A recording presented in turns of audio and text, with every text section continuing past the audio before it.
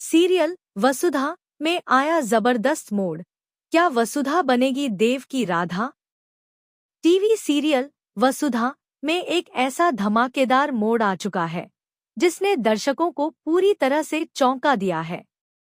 कहानी अब उस मुकाम पर पहुंच चुकी है जहां रिश्तों की सच्चाई, प्यार की परख और झूठ के पर्दाफाश के बीच एक भावनात्मक तूफान उठ खड़ा हुआ है।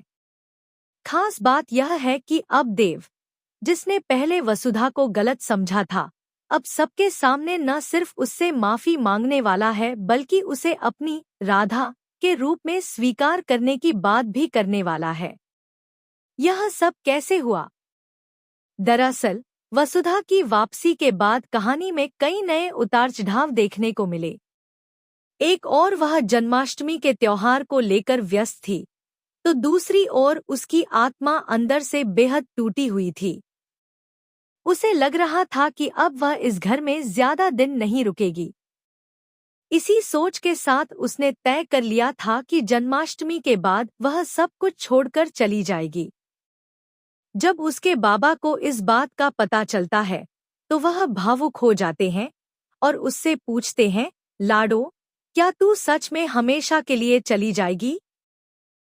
इसी बीच घर की बुआ भी आ जाती है और कहती है कि छोटी मालकिन ने सबको बुलाया है। जब परिवार के सभी सदस्य इकट्ठा होते हैं तो सारिका सबके सामने एक चैलेंज देती है कि रात भर में कौन झांकी तैयार कर सकता है।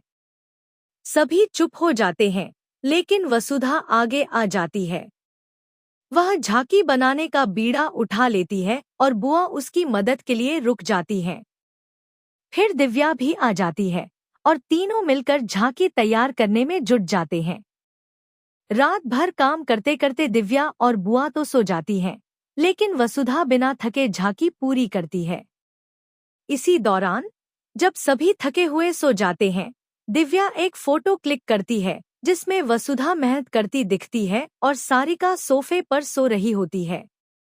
अगली सुबह जब सब झांकी देखने आते हैं तो चंद्रिका भी देखकर बेहद खुश हो जाती है। झांकी वाकई खूबसूरत होती है। लेकिन इसी मौके पर सारिका सामने आकर झांकी का क्रेडिट खुद ले लेती है। वह कहती है कि उसने रात भर मेहनत करके यह सब तैयार किया है। तभी दिव्या आकर सच्चाई सामने लाती है। वह बताती है कि असल में ये झांकी वसुधा ने बनाई है और वो भी पूरी रात जागकर।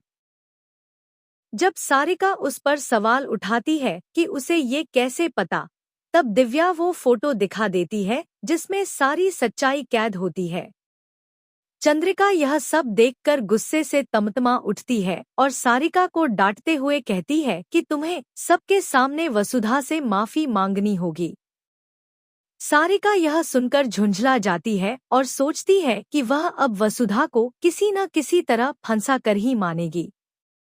फिर आता है राधा कृष्ण की झांकी का सबसे अहम मोड़, जब कृष्ण और राधा की पोशाक तैयार की जाती है। पोशाक भेजने की जिम्मेदारी अविनाश और दिव्या को दी जाती है, लेकिन अविनाश कृष्ण की पोशाक देव को दे देता है। उधर सारिका राधा की ड्रेस लेकर जाती है, लेकिन झूठ बोलती है कि दिव्या की ड्रेस का हुक टूटा हुआ है और वह उसे ठीक करके भेजेगी। असल में वह वही ड्रेस वसुधा को भिजवा देती है। वसुधा, जिसे कुछ नहीं पता होता, वह ड्रेस पहन लेती है और कार्यक्रम में पहुंच जाती है। वहां जब चंद्रिका उसे राधा के रूप में देखती है तो गुस्से से फट पड़ती है। वह वसुधा से कहती है कि हमें पता है तुम बहुत होशियार हो, लेकिन इसका मतलब यह नहीं कि तुम हमारे बेटे की राधा बनने लायक हो। लेकिन इससे पहले कि कोई और कुछ कहे, देव सबके सामने आकर वसुधा से माफी मांगता है। उसकी आवाज में पछतावा सा